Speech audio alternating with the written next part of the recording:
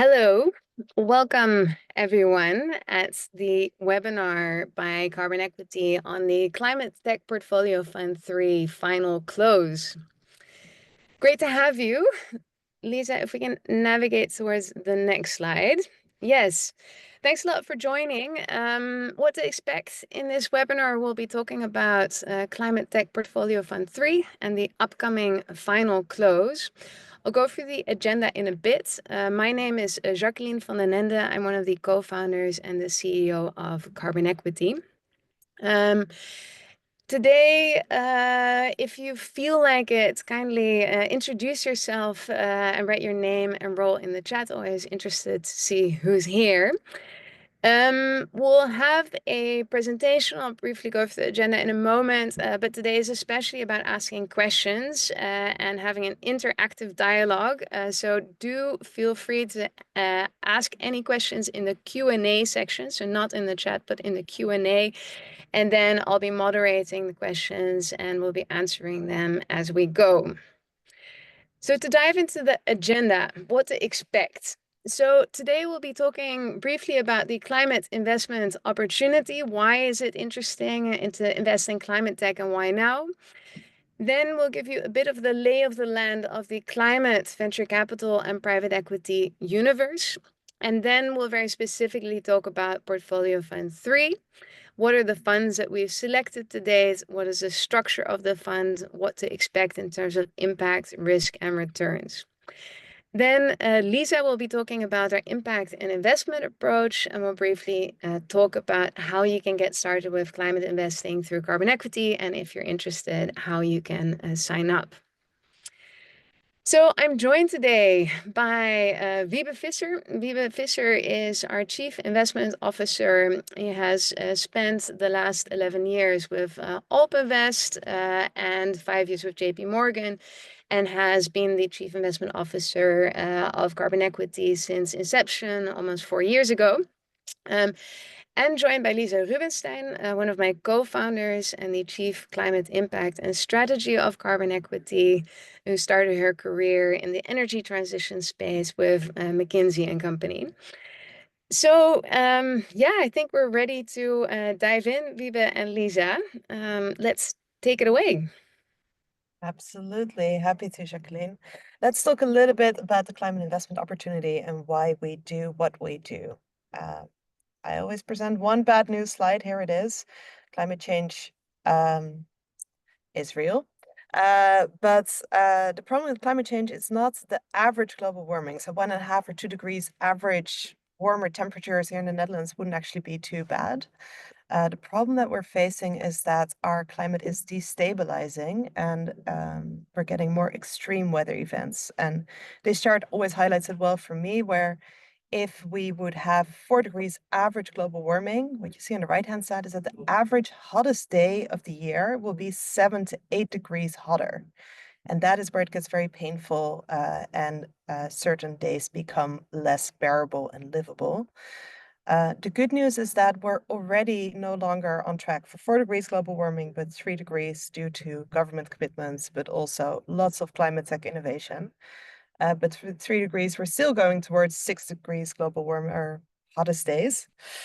So we really still want to bend the curve to get to well below 2 degrees. Now, how do we do that? First of all, we need to do a whole lot of investing. So today we're already investing $2.5 trillion per year in the energy transition, but we still need to double that. That's what you see on the left-hand side. And on the right-hand side, the good news is that there's also a huge opportunity. So today, already, climate technologies are generating $5 trillion in revenue per year. It's already a massive market. And it's expected to more than double over the coming years with a CAGR of 10%. So lots of capital that can be put to work effectively. And what should we put it in? Well, there are so many markets to talk about, right? So here we're just picking two. The great news is that many of these are just poised for lots of growth. So when you look, for example, at sustainable aviation fuel, today it's 1 billion market. And markets expect that to grow to 7 billion over the next couple of years. And we look at hydrogen, we see an even larger growth expected. So there's so much upside to be gained. Now, maybe zooming out, I always think this is the most interesting chart about the whole energy transition. So let me take you through it. We know exactly which technologies we need to get to net zero. It's a set of about 100. They're the foundation of any kind of like trajectory that you see in the IPCC or the IEA or any kind of future outlook scenario. And this set of 100 technologies, they're all proven in the lab. So we know which technologies we need and they're all proven.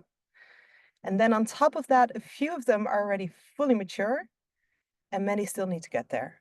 So talking about the mature technologies, solar panels, they're cheaper than any other kind of power source in the world. And they're more than 80% of all the power that we installed last year. They're there, they're cheaper, they're available, and they're vastly deployed. Onshore wind is another great example. Think about plant-based dairy, for example. It's become so normal to order oat milk. It's just mainstream. Then there's a whole bunch of things that are in commercialization, meaning that they're available, but maybe not as easily, maybe not quite as cheaply yet, maybe slightly less convenient than the alternative. So definitely well on their way, but need a little bit more innovation to really kind of push beyond parity and become the better alternative. Electric vehicles are almost there, heat pumps are almost there, and many other technologies. And then there's the other 45%. That's the stuff that will become most important after 2030. But that's the stuff that we do need to invest in today to get them to the maturity that we can start deploying them thereafter. And these are things that are in early innovation, meaning they're small plants. We're practicing how to produce them at a smaller scale, but we need to scale that up. So we know exactly what we need. Many of them will beat existing technologies once they get the scale. So how do we get them there? That was the biggest question on my mind when we started carbon equity. And that's where private equity comes in. So handing over to you, Wiebe. Yes, thank you, Lisa, and good morning, everyone. I'll be explaining a little bit more about the climate equity universe and some of the trends we're seeing. But let's dive first into some of the nomenclature. So we need all sorts of capital to transition to net zero. Zooming on the different types of equity, we can identify venture capital, private equity, and infrastructure. So venture capital starts really with backing founders with a great idea in the so-called seed stage, but can also be slightly later in so-called Series A or B rounds when, for example, technologies are tested at pilot scale. And then thereafter, you have growth equity and even buyouts that support company typically when there's less technology risk, and it's more about scaling and scaling fast. And then finally, you have infrastructure that's really about rolling out mature technologies at global scale. So think of solar, wind, and grid scale batteries. So we'll be using these terminologies throughout the presentation. So it's good to understand these different type of buckets. Now, venture capital and private equity is not an easy asset class to invest in. In most cases, you need to invest through venture capital and private equity funds, which are difficult to invest in for non-institutional investors. And for many investors, that's a huge missed opportunity since more than 99% of the companies are privately held and therefore not accessible via the stock exchange. And we do offer a way to get access to these companies early in their journey at more attractive valuation before they either end up on the stock exchange or before they end up in the portfolios of strategic investors. And I can give you a couple of examples. So on the venture side, a company like Noon Energy is working on long duration energy storage. So a new technology to store energy for up to 100 hours instead of the 4 to 8 hours that we typically see at grid scale batteries. And that can really solve the intermittency problems of the grid. Now, growth equity example, Soli, it's one of the Dutch market leaders of providing solar panels to residential homes. They have attracted growth capital to scale internationally, so beyond the Netherlands, and they're doing so successfully. And then finally, an example of a buyout. So that's a more mature company, already profitable. Vacuum Schmelz, it's in the portfolio of Era Partners in one of our prior funds. Under the leadership of an ownership of Era, they're building a new plant, for example, in the US, but that's already a profitable company. So we invest across all these stages with our Climate Tech Portfolio Fund 3. Now, the market has been growing fast. Climate has become a notable segment in the overall venture capital, private equity, and infrastructure market, and currently represents approximately 10 to 15% of the overall market. And that's huge. It comes from 6% a couple of years ago. And there continues to be strong interest to invest in climate funds. So far in 2024, around 46 billion has been raised by climate funds. And that's very close to the record year of 2022 when 50 billion was raised. So we still have a couple of weeks. Maybe we'll hit the same record year as 2022. Now, one of the key drivers of the inflow, apart from all the corporates that are committing to net zero and many customers also demanding greener products and services, is that there has been a very favorable regulation. So the Inflation Reduction Act, for example, provided a lot of carrots to companies to produce new technologies through the help of tax credits. Extremely beneficial for climate tech. And also the loan program of the Department of Energy was highly beneficial.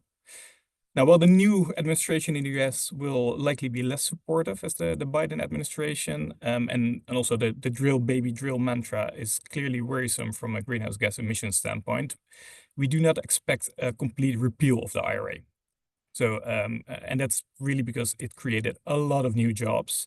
And also there are a lot of associated benefits, such as the localization of production, which fits very well with the America First strategy that Donald Trump has.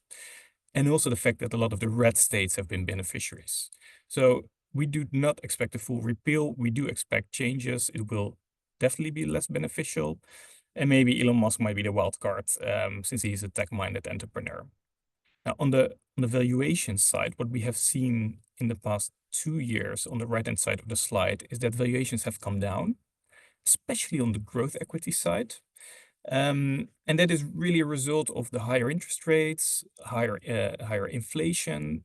Investors have become more careful and have been really, there was a flight to safety. So lower risk, lower valuation. So I think from an investment point of view, that's quite interesting.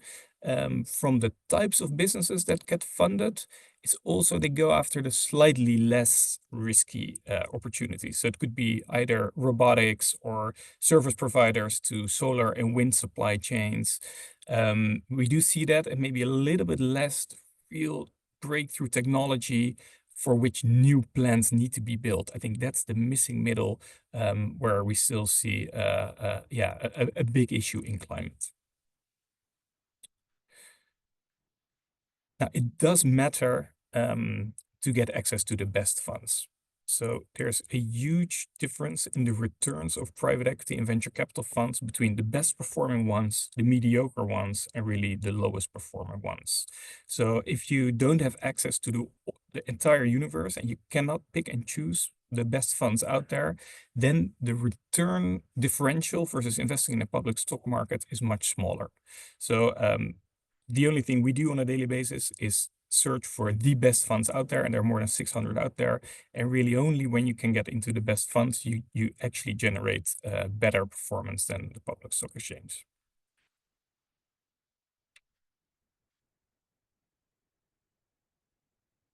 Very good. Then we move to Climate Tech Portfolio Fund 3. Yes, let me take over from there. So we have launched Climate Tech Portfolio Fund 3 early this year and are now in the final close, expected to close in January. We're currently at 90% of the fundraising target. And before we talk a little bit more about the design of this fund, let's briefly explain our structure. In essence, for those who are not familiar yet with carbon equity makes climate investing accessible. And we make it accessible, first of all, by mitigating risk through the broad diversification of a fund of funds. We mitigate the risk of investing in the climate theme. Secondly, we make it accessible by enabling lower minimum investment access. So access from lower investment tickets, currently from 100,000 euros for Climate Tech Portfolio Fund 3.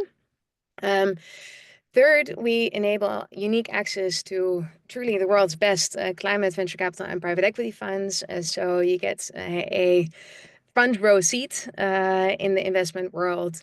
And fourth, we make it very easy to invest in climate tech through the digital platform. So it's a very easy digital sign up and onboarding process.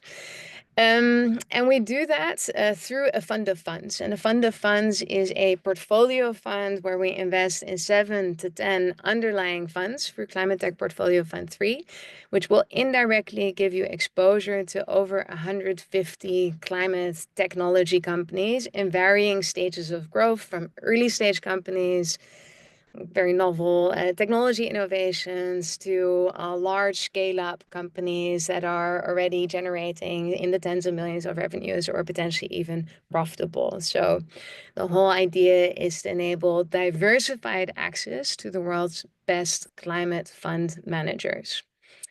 Wiebe, could you talk a little bit about the design of Climate Tech Portfolio Fund 3? Sure. So let's first dive a little bit into the cash flow profile. It's good to understand. This is an illiquid asset class. And what does it mean? It takes for the fund approximately 4 to 5 years to fully invest the capital into new investments. So the underlying fund managers have a 5-year investment period. Typically, they use up to 4 years. And in those first couple of years, they are searching for new opportunities, deploying the capital. And the years thereafter, they still have some reserves for follow-on rounds. So some companies that hit their milestones will need more capital to continue to scale, and these funds will then continue to invest in those companies that are doing well. So it takes a long period of time before all the capital is put to work. And then after 4 to 7 years, they will start selling some of the companies or listing it on the stock exchange. So only after that period of time, there will be a cash inflow again once they're liquidating the portfolio. Here we show a base case that assumes break even after 8 years. Obviously, this will depend on all sorts of macroeconomic situations. We've seen very low liquidity in the past couple of years. That might change in a couple of years with the new administration in the US. That's very pro-business, but it's no guarantee. And then the majority of the capital gain will follow thereafter in the so-called harvesting phase. And with this profile, we target a 2 times net return for our investors. That's our target return with the underlying funds. Now, Jacqueline already mentioned it. Diversification is key. We want to really thoughtfully construct a portfolio that has early stage venture capital exposure, approximately 20 to 35%. Typically some smaller commitment sizes to the various funds, slightly higher risk. But the majority will be early growth and late growth with companies where the tech is more or less de-risked at some scale. So 2 to 4 fund commitments will be focusing more on Series B and C rounds, and 20 to 35% will be focused on Series C plus. And we have delivered this in prior funds. We will continue to deliver this in this fund. Then we have a sleeve of up to 10% for co-investments. It's really to double down on those companies that are very successful and where we have the ability to invest directly into the company. And that is attractive for investors, for our investors, because we don't have to pay fees and carry on those. From a geographic point of view, the fund will be 40 to 50% Europe, 50 to 60% US, and it covers almost the entire, all the economic segments. So energy, industry, food and agri, any segment really where there is emissions, we will invest in solutions. So it's highly diversified by sector as well. Now, the good thing is we're having a final close webinar now. So we already started deploying capital, and I'll walk you through now some of the initial investments to make it come to life. So the first commitment we made was to the Climate Select Fund from DCVC.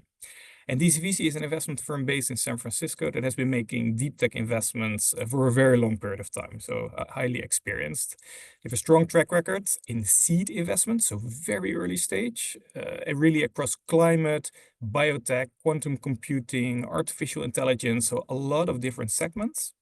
But this year they closed their first fund that is fully dedicated to climate investments, and that's the one that we invested in. It's a very impressive team led by Rachel, and she brings really a wealth of industry experience from prior roles. For example, she was a program director at the Advanced Research Projects Agency, so ARPA-E in the United States. And the other general partner is Milo, and she invested in previous roles at the MIT's The Engine, but also Khosla Ventures, so really brand name investment firms, and always with a focus on climate. So very strong team. We came into the final close of DCVC Climate Select, so really at the end of their fundraising period, and which had the benefit that they had already made 6 investments out of a target of 12. So we had a lot of visibility on the portfolio, and that got us really excited. So to name a few, they had already invested in Fervo on the right-hand side on the page, and Fervo has been pioneering the development of advanced geothermal energy projects, really to unlock the vast potential of geothermal resources. And the benefit of geothermal resources is that it's reliable, clean, and scalable. So they're really solving the intermittency problem by generating 24/7, and that's a massive improvement versus other technologies out there. And currently developing a 320 megawatt project with Southern California. That's really one of the largest utility players in the US. So I encourage you to go to the website, look it up. It's a highly exciting company. Another one, exciting one, is 12. That produces synthetic aviation fuel from CO2, water, and renewable energy. And also this investment tackles a big problem worth solving. So since DCVC's investment, 12 has already raised additional capital at a higher valuation. So the first markup for the valuation is already accomplished. So we're very pleased with this first investment. The second commitment went to the latest early growth fund raised by Giant Ventures. They are based in London, and Giant has really established themselves as an early stage impact investor since 2019. And they've been focusing on climate, but also on healthcare and inclusivity. But this second generation early growth fund will only focus on climate. So while they don't shy away from capital intensive investments, we do expect that the majority of investments will be CapEx light. So business models such as software as a service or tech enabled service. Whereas DCVC was a little bit more capital intensive, Giant, the majority of their program will be less capital intensive.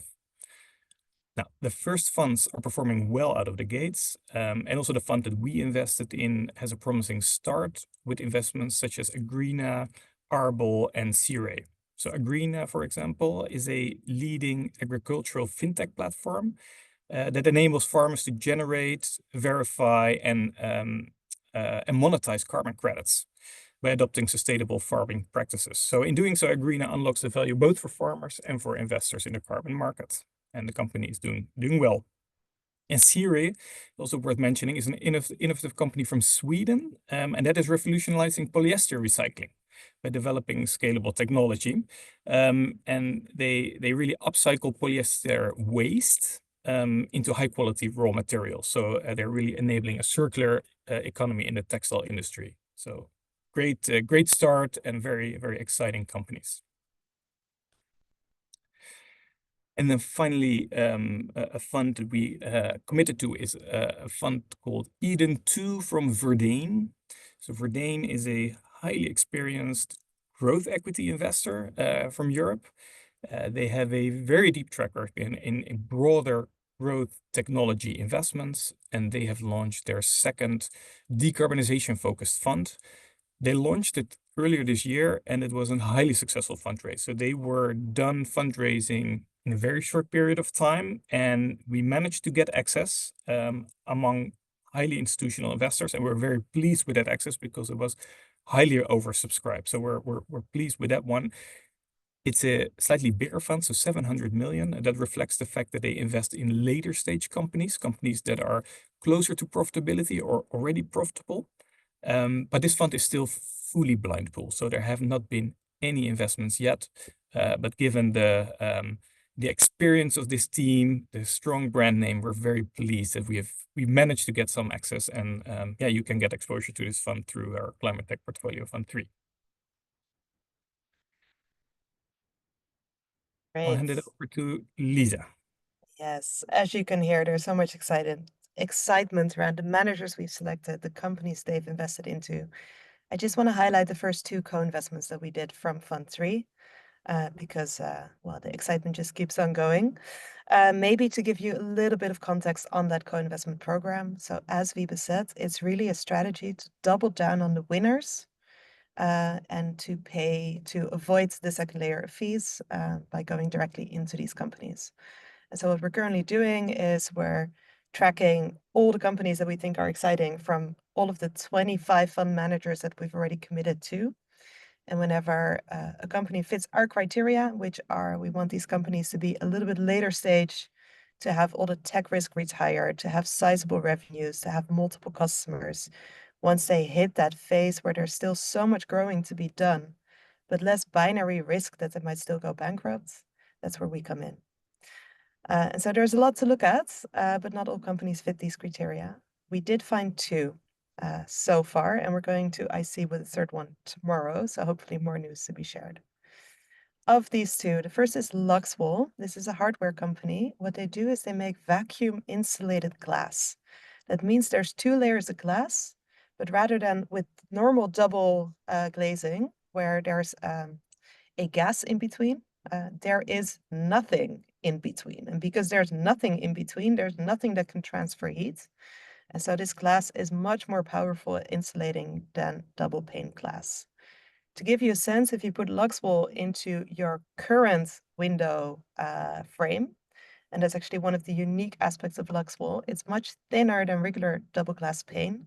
And so that means that you can just pop a Luxwall piece of glass into a current single pane window. So if you're living in a historical building or you still have the original window frames, you can just pop this glass in, and it immediately brings that window to the insulative properties of a brick wall. Now, if you insulate or if you renew the frames together with the windows, you can get to the insulative properties of a concrete wall.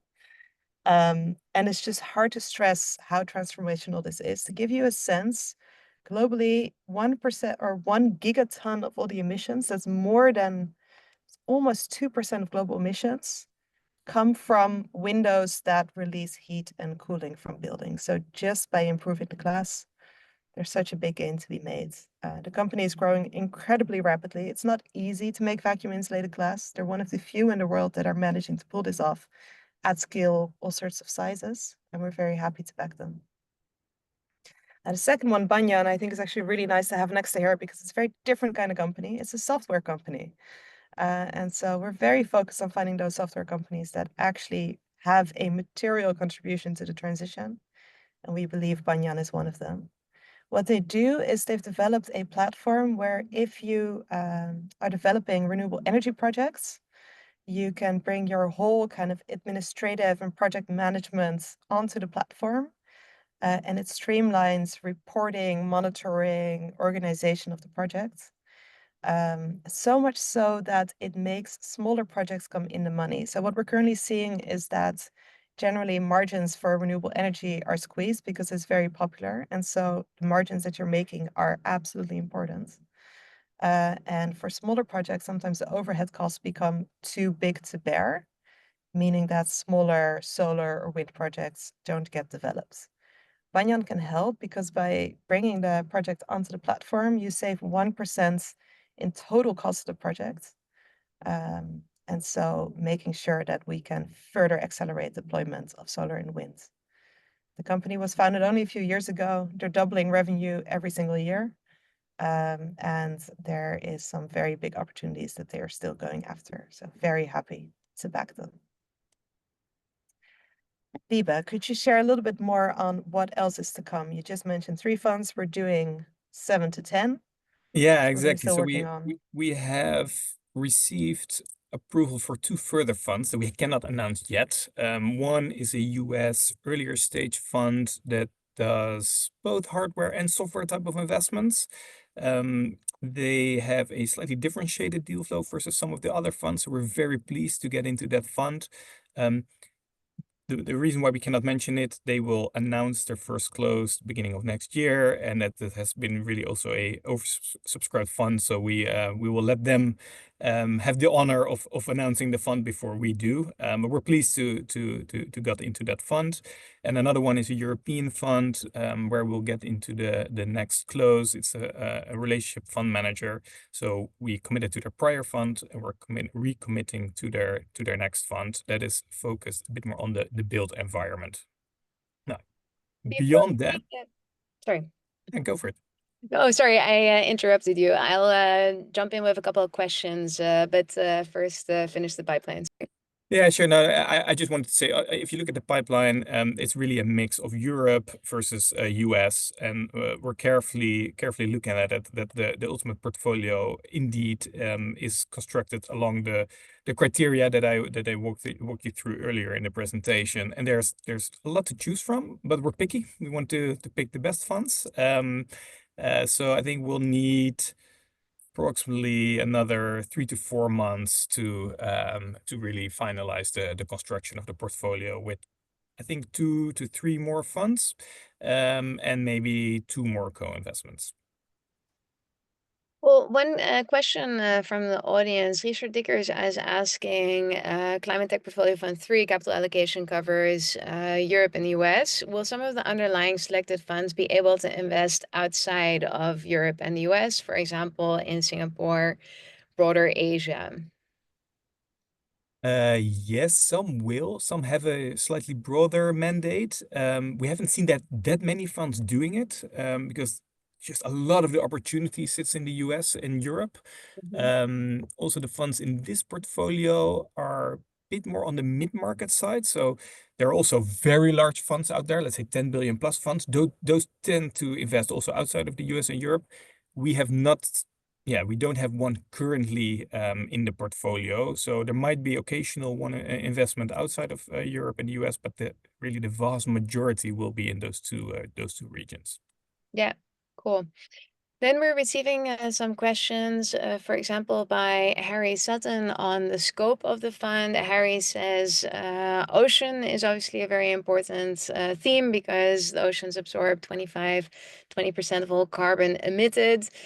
And we're currently facing the problems of ocean acidification threatening food chains. Does Carbon Equity have any plans to seek investments in the sustainable opportunity and the PEVC space for the blue economy? Yeah, I'm willing to take this one, but Lisa, jump in. I think, yes, it's part of the broader generalist strategies of some of the funds. So we have seen investments in oceans, but not as a dedicated fund. So we see very little dedicated ocean funds, also that fit our other criteria. But could it be part of more generalist portfolios? Yes, but not as a separate strategy. Yeah. And a related question from Marco Graafstein asking, to what extent does Climate Tech Portfolio Fund 3 include innovations focused on sustainable agriculture and soil health?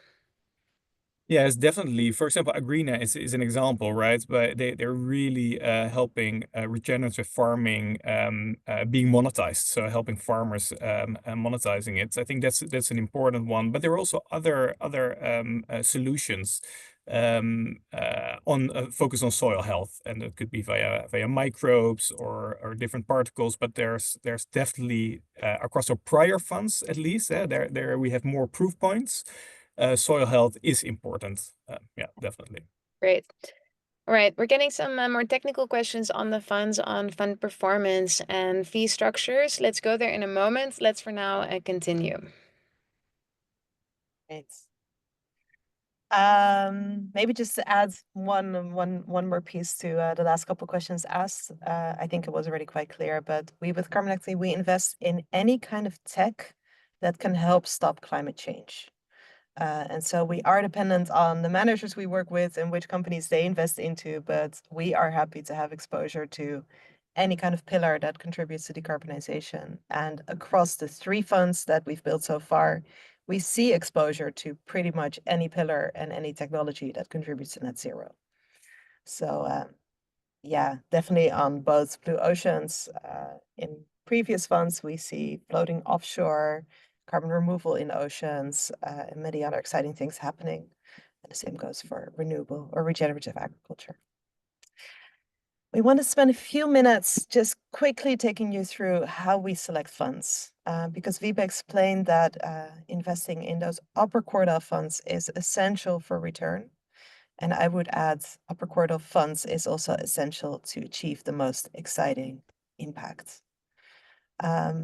We have a 5-step process. Here you see our full funnel. And so what you've seen is that since starting Carbon Equity, we have looked at 450 climate funds. And of those, we've made actually a little bit more than 20 by now, but about 20 commitments.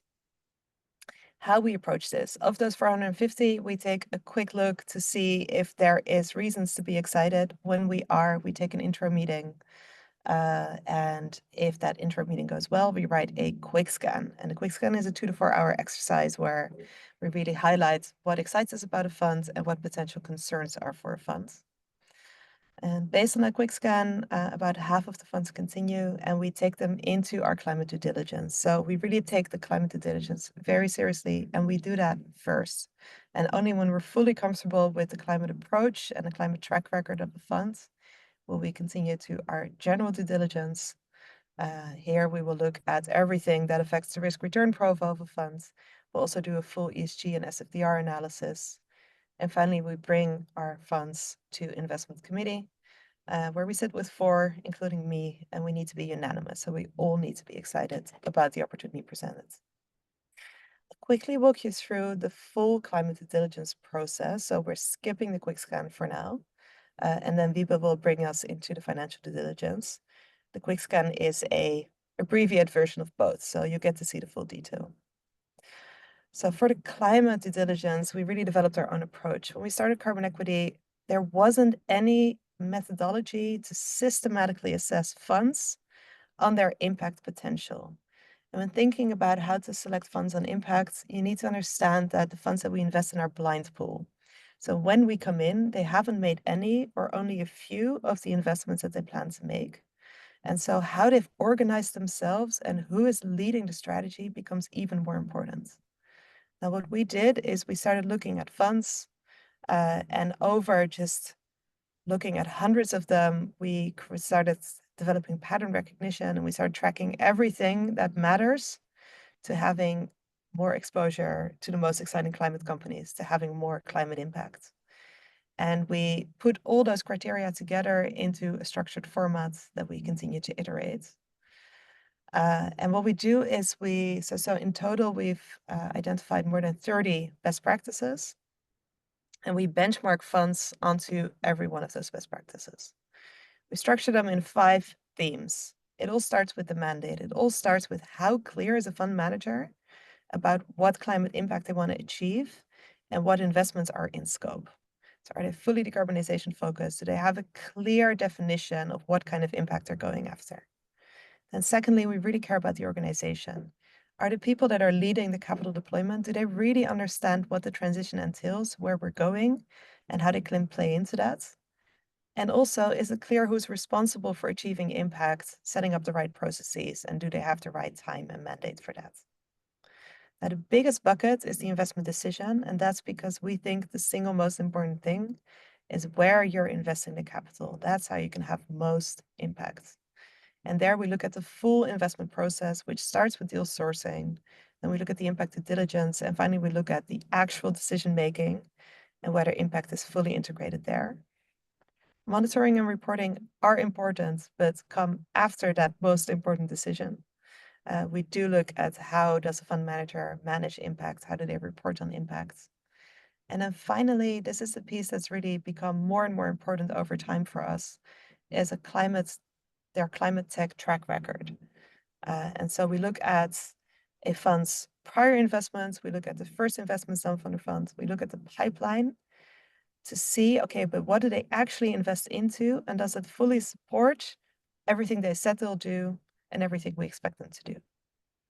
Now, the track record analysis, I'll take you to it. You see on the weighting, it weighs up to 50% of how we assess a fund. And the way we do it, it's actually quite simple. We ask the question, does this technology have the potential to solve a big climate problem? And is the solution a full solution or at least net zero aligned?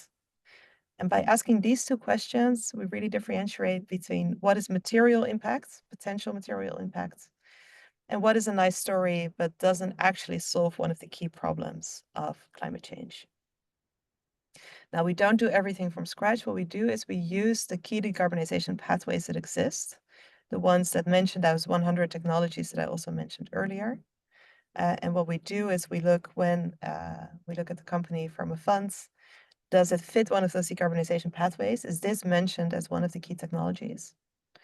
And when it's not in the pathways, because it's maybe a little bit more niche than that, then we do our own analysis of what is the size of the problem and is this a full solution? In total, our target is to have at least 70% of our funds, the companies in them, to have a substantial contribution to net zero. But as you can see on the right-hand side, our current fund is tracking well above that at 92%. Wiebe, could you tell a little bit more about the general due diligence? Yes, of course. So once we're excited about the impact of a fund, we also want to assess whether it's financially sound, right? So we don't want to compromise on impacts, but we also don't want to compromise on the return potential. So we assess team, we assess the organization, their investment strategy, and of course we look into the fund terms.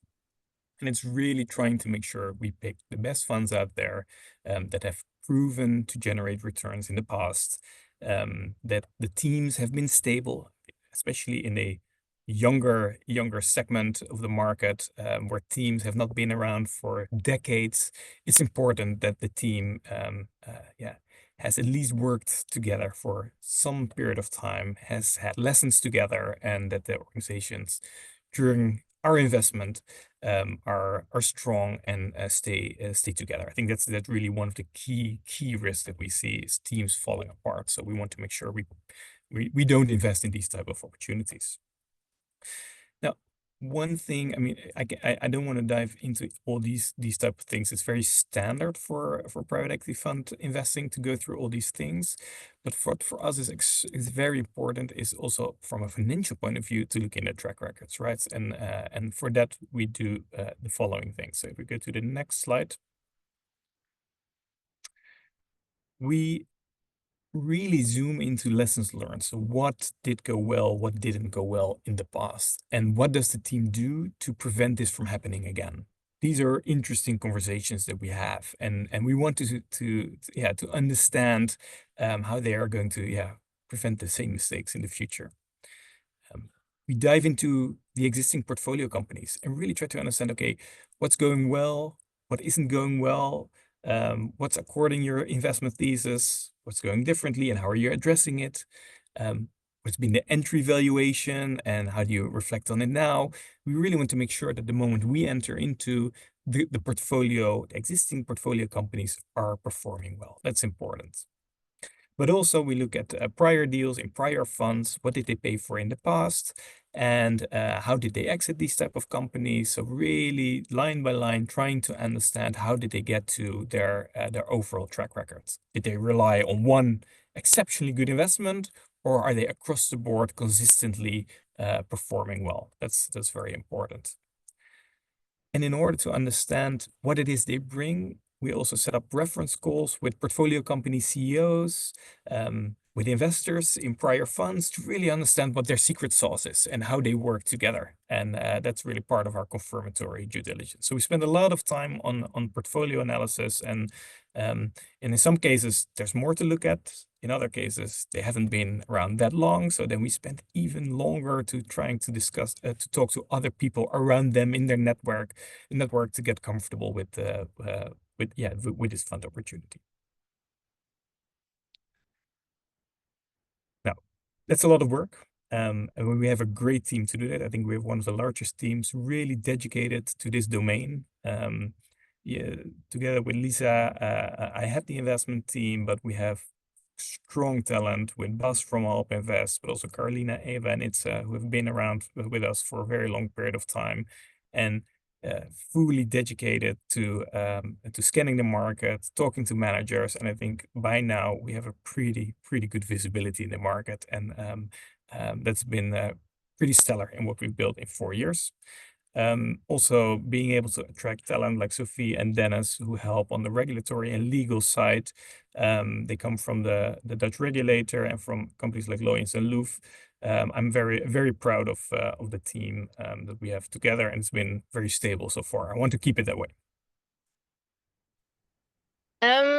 So before we dive into closing, a couple of further questions. Christine is asking if most funds that you want to invest in are in high demand or over demanded, how does carbon equity make a difference to another investor? AKA, how do we make sure that we get access to top funds? And it's a great question. What really helps is that we're so mission aligned with many of them, and we're one of the few investment firms that is really dedicated to solving the climate problem. And having an investor like us in their fund is also for them a way to signal, oh, I made the test. I passed the climate diligence of carbon equity, which is notoriously tricky. And in some cases also they just want to provide us access by scaling down some of the very large institutional players, and we don't take up that much capital, so it's easy for them to make some room for us, right? We're writing on average 10 to 15 million, so scaling down somebody from 150 to 135 is doable without making it too painful for the other investors. So we have I think they like to work with us, but also we can help them once we have invested in improving all their impact practices. So we're very active in following up on how they can improve and compare them with the best practices that we see around. So they're keen to learn, and I have to say the fund managers are getting better and better versus 4 years ago. So maybe there's less education to be done going forward, but still where we can help them improve and impact, we do. Cool. A further question is, do you have information on how Tech Fund 1 and 2 have done in terms of performance and what funds make up each? How much went into each fund? Could you give a little bit of high-level detail on that? Yeah, I'll do it high level. I don't have it here in the presentation. So Fund 1, Decarbonization Fund 1 is the 2022 vintage. There we committed to 9 funds, and approximately the average ticket size was 4 or 5 million. Some early stage funds were 2 million, some others were 6 million, but on average it was 4 or 5 million. We didn't do any co-investments back in the days. And if you look at the most mature fund in that portfolio, which in itself had a vintage of 2021, that fund is currently marked at 1.3 times gross, so before their fees. Overall, on the fund level, that fund is now, from a portfolio point of view, at 1.1 times gross money multiple. But that if you subtract the fees of the fund managers and our fees, it's still below cost. So it's still in the J curve. So very, very early. Now Fund 2 is even younger. Some of the funds have just closed, have just started deploying. So that fund is still marked at 1 times gross money multiple. And after fees is also at below cost, which is in line with expectations. So it's early in the journey. Even Fund 1 is only halfway through the investment period. So a lot of new companies are added to the portfolio every quarter, and those are added obviously at cost. So from a return point of view, to be fair, it's too early to say anything. The only good thing, and maybe we can go to the appendix slide where we show how many of the companies have received follow-on rounds. So 29 follow-on rounds have been received by some of the portfolio companies already after 2 years of our investments. And in total, they raised more than 3 billion in those follow-on rounds. And yeah, it's a nice number, but there have been 4 unicorns, but some of these companies are so capital intense that being a unicorn in and of itself doesn't say a lot. But there's very positive traction, but it's early to really see it translate into upticks given that they're still deploying. Lisa, perhaps two questions to you.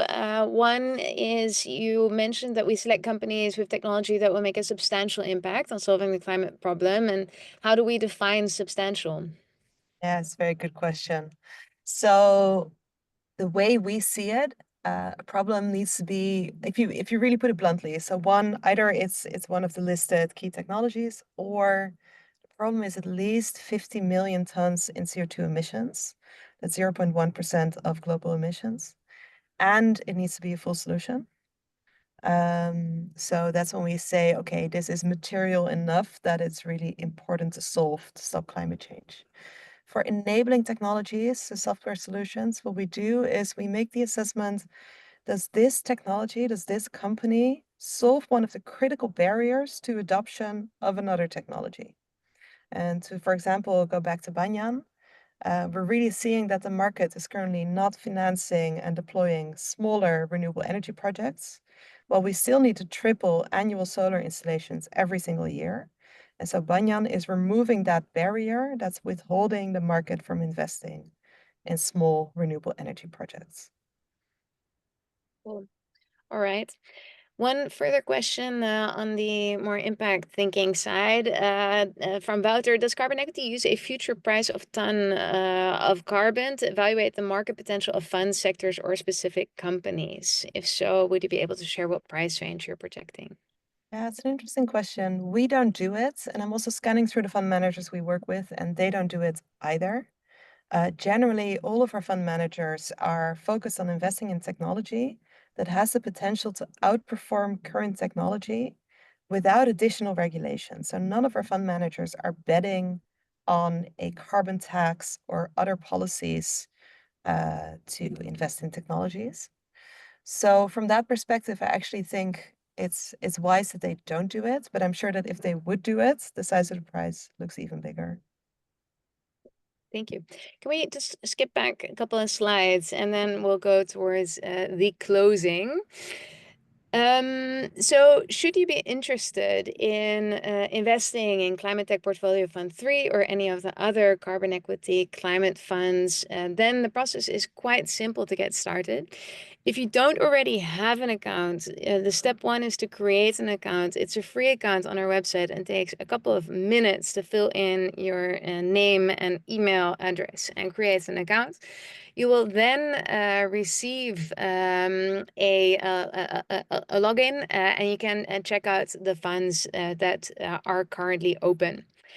Then once you have reviewed the fund information, you can download the deck there and view all of the information that you need to know about a fund. Then you can book a call with one of the members of our investor solutions team, which I highly recommend to do. It's a 30-minute call, primarily focused as a Q&A call for you to answer any questions that you have on investing with carbon equity. And then if you are interested, then through the platform, you can reserve your investment with a click on the button, and then you start your onboarding process. The final close is in January. The capital call, when you're asked to wire the money, will be in March, so you know. Then what is nice to know and good to know is that we have an ambassador program. And a lot of the carbon equity current investors, we have over 1,100 investors who so far participated. You can invest together. And one of the ways to do that is by referring other people in your network that you would like to invest together with. And every time that you refer someone, you get a discount of 5 basis points, 0.05 on your management fee, up to a maximum of 0.25% per year, which is quite significant. So if you were to, for example, invest 500,000, your management fee would be 75 basis points. And if you were to then invest together with a group of 5 people, that would reduce your fees by 25 to 0.5, which would amount to a discount of up to 15,000 euros over the course of a 12-year fund. So that's pretty material. And your friends also receive the 5 basis point discount. Carbon equity is a lot more than simply being a fund investment. One of the two important things to know, one is that through the platform, and this is one of the questions asked, you'll see all of the companies that you're invested in and what they're doing. You'll have a live news feed on what's happening within your portfolio. So we really try to bring to life how your money is moving the needle on climate change on a daily basis. And secondly, we will be inviting you to all kinds of online and offline events. We have the major community event coming up in March in Amsterdam. We have regular events outside of Amsterdam. And we have regular online webinars together with the fund managers and climate experts so that you can learn as much as you would like on the topic of climate investing and moving the needle on climate with your money. To round off, open to take any further questions. If there are any unanswered questions, then let's put them in the Q&A. I'll go through them until the end time. Oh, the question on fee structure has not been answered. Let's immediately go to the next slide. Yeah, Wiebe, could you talk us briefly through the fee structure of carbon equity? Yeah, sure. So a lot of small font size here, but fees carbon equity, we work with a ratchet. So the fee you pay depends on how much you commit, apart from the ambassadors program. So it ranges from 30 basis points if you commit more than 20 million, all the way to 95 basis points for commitments below 100K. And below 100K, you can invest if you, in certain cases. So if you're a semi-professional investor, and on the next slide, we have more details there. So the answer is it depends. We have different fee tiers. There's also a 1% setup fee, one-off at entry. There's a discount of 25% for recurring investors on that setup fee. So that's how we work. It's a flat fee. So over the life of the fund, that's a fee on your commitment that we charge. Yeah. The underlying funds, it's good to understand. I mean, the underlying funds do charge fees to us as well. So they typically charge 2%, but that's being paid out of the commitments by us. So that's not that doesn't have to be paid by you. Right. And another question is, what is the net IRR target of the Climate Tech Portfolio Fund 3? Yeah, I think it's between 10 to 15%. It's quite a range. It depends on how long they will hold on to these assets. And some of the early stage deep tech investments might be longer holds. We have shifted from Fund 1 to Fund 3 slightly to more growth stage deep tech, so not early stage. So thereby reducing the holding period a bit and moving more to the mid-teens IRR target. I think the honest answer, it will be 10 to 15% net IRR.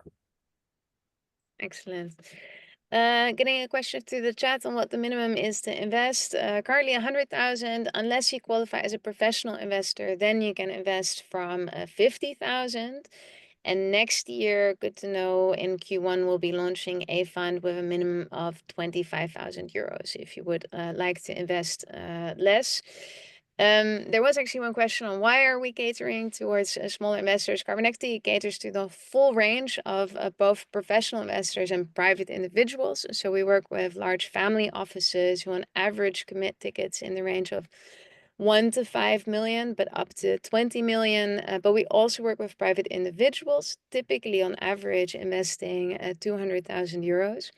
But the idea and the bigger mission of carbon equity is to make it possible for a broader range of people to invest a material share of wealth in solutions that help solve the world's biggest challenges and that are also profitable to invest in. And that's one of the reasons why we are lowering the minimums further to increase access to a broader range of people, because well, we think it's obviously it's a super interesting investment opportunity per se, but it's also it's a clear mission to make it possible for everybody to experience the excitement of all of the entrepreneurship happening within the climate tech world and all of the solutions that are being built. So that is the reason why we do that.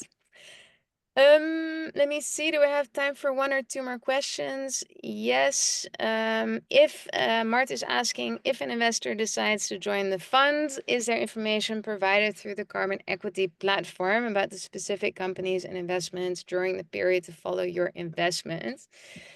Absolutely. Lisa, is it possible to briefly show the platform or not? Not now. I wish so, but that will open some other tabs that are maybe not for the broader Right. audience. Okay. Everybody can go Yeah. to the website, make an account, and see exactly what's going on. But indeed, we make a profile about every single company, what technology they're working on, why that's exciting. We have a news feed where we give you the main updates of everything that's happening in your portfolio. And we're continuously building this out. So if you invest with us, you commit to a 12-year relationship with us, and there is much, much more to come. Yeah, great. All right, let's leave it at that. If there are any important questions unanswered, of course, feel free to email us. Feel free to call any members of our investment solutions team. We thank you for your attention and would very much like to welcome you on board in the carbon equity community. So to be continued, and hope to see you at a future webinar. Thank you very much.